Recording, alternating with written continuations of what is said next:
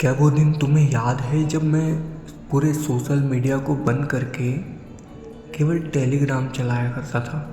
Telegram में बच्चों के लिए नोट्स बनाया करता था, अपने कॉलेज के ग्रुप में पोस्ट भेजा करता था जिसमें शायद तुम रिएक्ट करते थे और मेरी पोस्ट का कभी कभी रिप्लाई भी करते थे।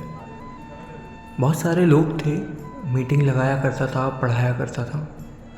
हालांकि तुमसे मेरी ज़्यादा बातचीत नहीं थी, बट तुम कभी कभी मीटिंग अटेंड करते थे बट बोलते नहीं थे, मेरी पोस्ट का रिप्लाई करते थे। दिन भर के काम ख़त्म करने के बाद शायद तुम रात को ऑनलाइन आते थे और मैसेज किया करते थे और फिर डिलीट कर देते थे। तुम्हारी नादानी थी या कहें चंचलता, मैं शायद ही तुम्हें रिप्लाई कर पाता था। जितनी हमारी बातचीत चलती थी वो शुरुआती दौर था। जैसे ही तुमने बातचीत आगे बढ़ाने की कोशिश की, एक समय आया 1 सितंबर आया और 1 सितंबर को तुमने वो जो शब्द मजाकों में कहे या फिर सीरियस में कहे मुझे नहीं पता, बट मैं उस समय रिप्लाई नहीं कर पाया तुम्हें। न जवाब देना मैंने सही समझा, क्योंकि मैं अपने जीवन की कुछ ऐसी उलझनों से उलझा हुआ था कि शायद मैं फिर से नहीं उसमें उलझना चाहता था। मैं अगर तुम्हें जवाब देता तो शायद उस जवाब का कोई महत्व रह पाता या नहीं, मुझे नहीं पता था। हालांकि तुम्हारे अंदर जो फीलिंग्स थी वो सच थी या नहीं ये तुम जानते हो। तुमने मुझे वो शब्द कहे और मैं चुप रहा, खामोश रहा।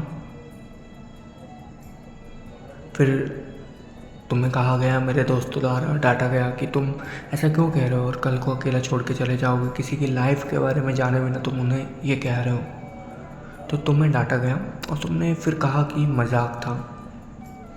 मैंने उस समय कुछ नहीं कहा, क्योंकि शायद मैं नहीं कहना चाहता था उस समय कुछ भी। मैं कहता तो शायद तुम्हें हर्ट भी हो सकता था, बट मैं फिर से वो दौर में नहीं जाना चाहता था, क्योंकि उससे पहले उस दौर को मैंने बहुत करीब से जिया था। वो दौर जिसमें जो दिल की गहराई धड़कने तक जो आग होती है, आग उसकी जो लपट होती है वो वहाँ जाकर पूरे जब खून को सोख देती है ना, वहाँ दौर में जी रहा था।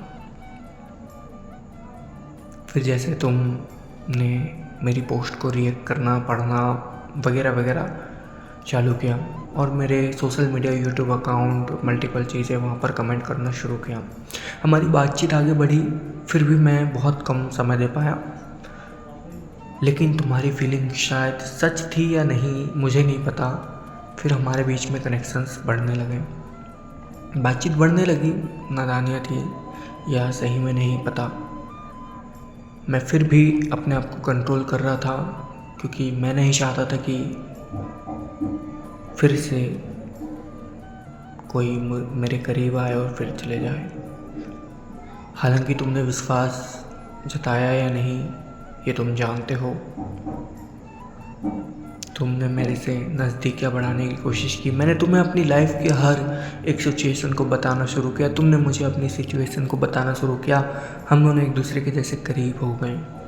हम दोनों एक दूसरे से मिलना चाहते थे, मिलने की कोशिश करते थे। याद है एक बार जब हमने टेलीग्राम कॉल पे बातचीत की तो तुमने कहा कि तुम मुझसे मिलना चाहते हो, एक बार मिलना चाहते हो। मैंने कहा शायद कभी पॉसिबल हो पाया तो मिल पाएंगे या मिल नहीं पाएंगे, पता नहीं। मैंने पूरी कंफर्म नहीं कहा। तुम फिर भी मुझसे जुड़े रहे काफ़ी। फिर हमारी बातचीत जैसे कि नॉर्मल होती है फिर होते रही, फिर झगड़े बढ़े, फिर बातचीत बढ़ी, मतलब नॉर्मल जी रहे थे हम। मैं भी समय नहीं दे पाता था, क्योंकि मुझे नोट्स बनाने होते थे और काफ़ी सारी चीज़ों में उलझने रहती थी, और तुम भी शायद अपने घरों में कामों में बिजी रहते थे। और फिर हम रात में कभी कभार बात कर लिया करते थे। मैंने हर एक सिचुएशन को बताया, अपनी आर्थिक स्थिति, अपनी सामाजिक स्थिति, अपने घरेलू की स्थिति, हर चीज़ के बारे में बताया। तुमने भी बताया,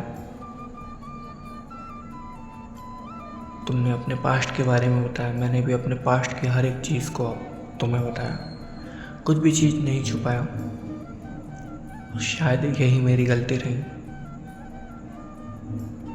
ऐसा समय आया जब मैंने कुछ प्रस्ताव रखा, क्योंकि तुम्हारी तरफ से तो था, मैंने भी रख दिया।